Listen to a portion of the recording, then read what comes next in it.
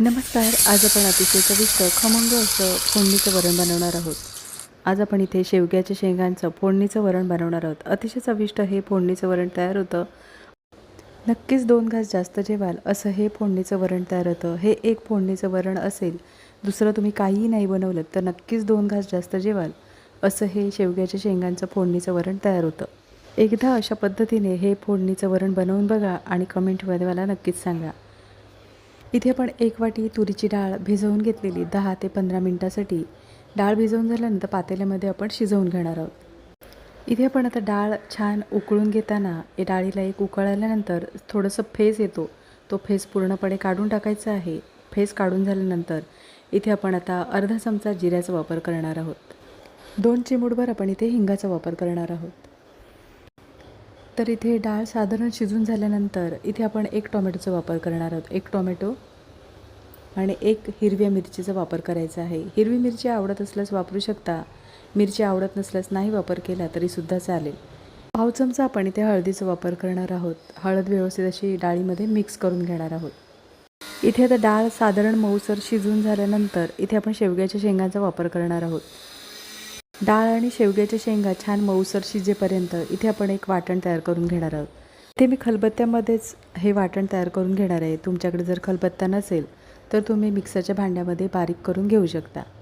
तर इथे आपण अगदी 2 ते 3 चमचे आपण ओल्या खोबऱ्याचा वापर केलेला आहे. 4 ते 5 लसूण पाकळ्यांचा वापर करणार आहोत. छोट्या मोठ्या अशा लसूण पाकळ्या घेतलेल्या आहेत. पाव चमचा आपण इथे जिऱ्याचा वापर करणार आहोत. पाव चमचा जिरे. पाण्याचा वापर न करता खलबत्त्यामध्ये हे वाटण आपण असं कुटून घेणार आहोत.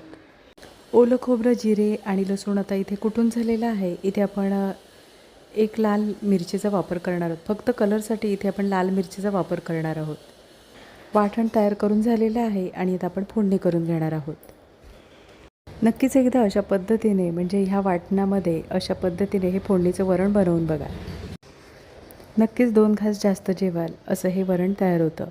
तर इथे पाहू शकता वरण म्हणजे डाळ छान इथे शिजलेली आहे आणि शेवग्याच्या शेंगासुद्धा छान मऊसर अशा शिजलेल्या आहेत. शिजल्यानंतर मिक्स करून घ्यायची आहे. अशा पद्धतीने आपण डाळ आता एकजीव होईपर्यंत आपल्याला छान मिक्स करून घ्यायची आहे. म्हणजे ज्या वेळेला आपण फोडणीचं वरण बनवतो त्यावेळेला डाळ वेगळी होत नाही आणि त्यातील पाणी वेगळं होत नाही. इथे आता डाळ व्यवस्थित अशी मिक्स करून झाल्यानंतर गरम पाण्याचा वापर करायचा आहे. म्हणजे तुम्हाला वरण कितपत पातळ किंवा घट्ट हवं आहे त्याप्रमाणे तुम्हाला गरम पाण्याचा वापर करायचा आहे.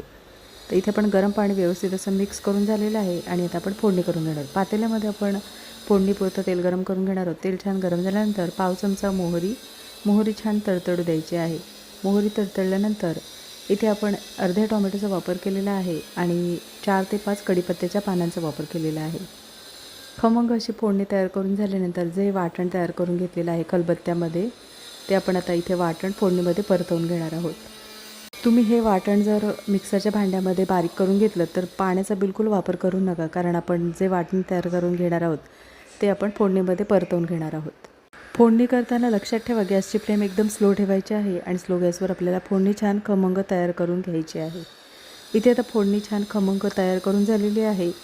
तर इथे पण आता 2 चिमूटभर हळदीचा वापर करणार आहोत. फोडणीमध्ये चिमूटभर हळदीचा वापर केल्यामुळे वरणाला रंग खूप छान येतो. आपण डाळ शिजतानासुद्धा थोडं हळदीचा वापर केलेला आहे, तरीसुद्धा आपण फोडणीमध्ये अगदी 2 चिमूटभर हळदीचा वापर केल्यामुळे वरणाला रंग छान येतो. तर इथे आपण 2 बारीक उभ्या चिरून घेतलेल्या हिरव्या मिरच्यांचा वापर करणार आहोत. हिरव्या मिरच्यांचा जो तिखटपणा असतो तो वरणामध्ये छान उतरतो आणि त्याचा छान असा स्वाद येतो.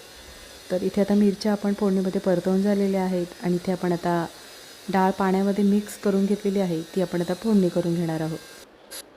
अतिशय खमंग चविष्ट असं हे वरण तयार होतं. नक्कीच एकदा अशा पद्धतीने हे शेवग्याच्या शेंगांचं फोडणीचं वरण बनवून बघा. डाळ फोडणीला दिल्यानंतर एकदा आपण डाळ ढवळून घेणार आहोत. इथे आता डाळ ढवळून झालेली आहे आणि इथे आपण आता चवीनुसार मिठाचा वापर करणार आहोत. चवीनुसार मिठाचा वापर केल्यानंतर वरण आपण एकदा ढवळून घेणार आहोत.